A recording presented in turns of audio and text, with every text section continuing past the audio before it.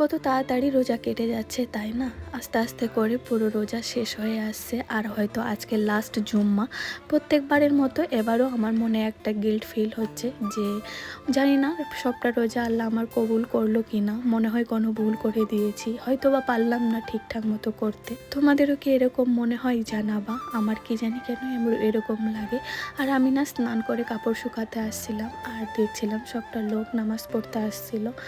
দেখে সত্যি শান্তি ফিল হচ্ছিল, মনে হচ্ছিল ছেলেদেরই কত ভালো তাই না, নামাজ আজান দিবে সোজা মসজিদে গিয়ে নামাজ পড়তে হবে, আর আমরা মেয়েরা কাজে কামে এটা ওটাতে থেকে যাই, কখনো হয়তো নামাজই পড়া হয় না। আর আমি এবারও ঠিক মতো রোজা নামাজ করতে পারলাম না। আগের বার আমার মেয়ে একদম ছোট ছিল, একদমই রোজা করতে পারিনি, আর এবার যদিও বা রোজা রেখেছি কিন্তু নামাজটা ঠিক মতো করতে পারিনি।